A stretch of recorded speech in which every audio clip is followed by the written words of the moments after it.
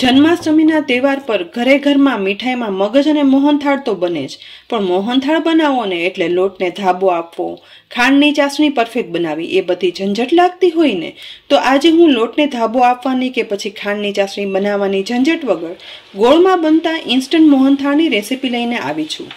બસ આ વિડીયોમાં આપેલી નાની નાની ટિપ્સ ધ્યાનમાં રાખશો ને તો માત્ર 10 થી 12 મિનિટમાં જ કંદોઈ જેવો લીસો અને કણીદાર ગોળમાં મોહનથાળ ઘરમાં બનશે, જેથી તહેવારમાં ડાયાબિટીસ હોય તો પણ મીઠાઈ ખાઈ શકાશે અને તબિયત પણ સારી રહેશે।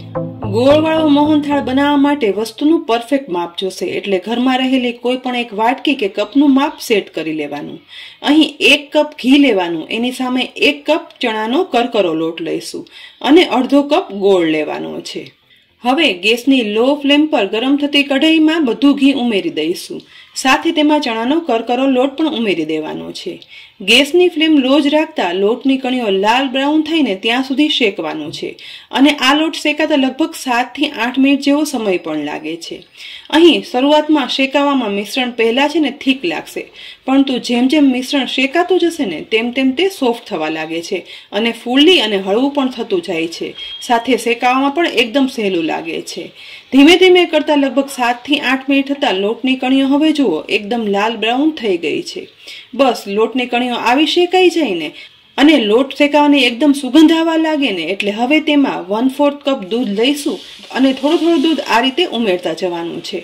દૂધ ઉમેરતા લોટમાં ઉભરો આવશે એટલે આપણે સહેજ એવું મિક્સ કરવાનું, જેથી ઉભરો બેસી જાય છે। ત્યારબાદ બાકીનું થોડું દૂધ ઉમેરી અને મિક્સ કરવાનું। આ રીતે દૂધ ઉમેરવાથી લોટને ધાબો નહીં આપ્યો હોય ને છતાં પણ લોટમાં એકદમ સરસ કણીઓ પડે છે અને મોહનથાળ ખાવામાં સોફ્ટ બને છે। શેકેલા મિશ્રણમાં દૂધ એકદમ સરસ મિક્સ થઈ જાય ને એટલે હવે આ મિશ્રણને ગેસ પરથી નીચે ઉતારી લેવાનું છે। મિશ્રણ ગરમ છે ને ત્યારે તેમાં અડધી ટીસ્પૂન એલચી પાવડર અને અડધી વાટકી ગોળ ઉમેરી દેવાનું છે અને એકદમ સરસ ગોળ ઓગળી જાય ને ત્યાં સુધી વ્યવસ્થિત મિક્સ કરવાનું છે।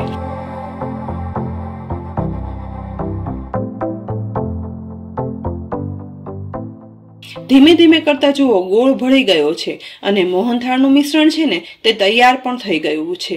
તો હવે આ સમય બગાડ્યા વગર મીઠાઈની ટ્રે લઈશું અથવા તો ડીશ લેવાની અને તેના તળિયે ઘી છે ને એકદમ સરસ લગાવી દેવાનું છે, જેથી મોહનથાળના પીસ છે ને એકદમ સરસ પડે।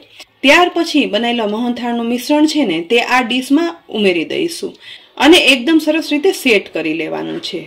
અત્યારે આ મિશ્રણ થોડું સોફ્ટ છે એટલે સેટ થવામાં થોડું રેલાશે, પરંતુ ધીમે ધીમે તવેથા વડે સેટ કરતા જઈ મિશ્રણ ઠંડુ થશે ને તેમ સેટ થતું જશે।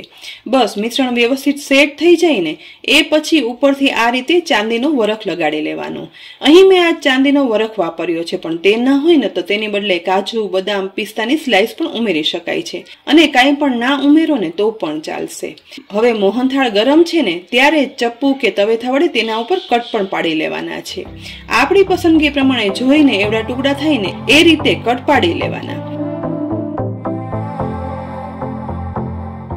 બસ બધા જ કટ પડી જાય ને એટલે હવે આ મોહનથાળને 1 કલાક માટે સેટ થવા માટે રાખી દેવાનો છે, જેથી તે ઠંડો થઈ જાય અને એકદમ સરસ ટુકડા પડે।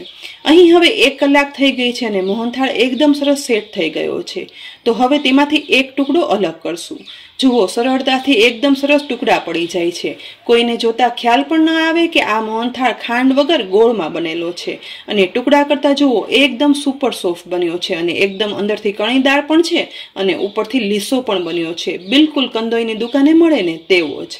આ મોહનથાળ તમે બનાવી અને રાખી દો ને તો અઠવાડિયા સુધી સારો રહે છે, પછી સાતમના ઠંડા એકટાણામાં કે પછી આઠમના દિવસે જન્માષ્ટમીના તહેવારમાં ગમે ત્યારે તમે ઉપયોગમાં લઈ શકો છો। તો ફ્રેન્ડ્સ, એકદમ સહેલાઈથી ગોળમાં મોહનથાળ બનાવી શકાય છે, જેથી હેલ્ધી પણ છે અને ડાયાબિટીસ હોય તે પણ ઉપયોગમાં લઈ શકે છે। તો ગોળમાં મોહનથાળ બનાવવાની આ રીત તમને કેવી લાગી?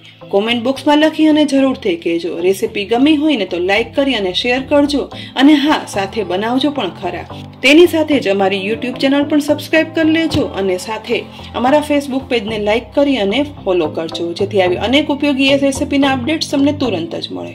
ફરી મળશું ઉપયોગી રેસીપી સાથે, ત્યાં સુધી આવજો।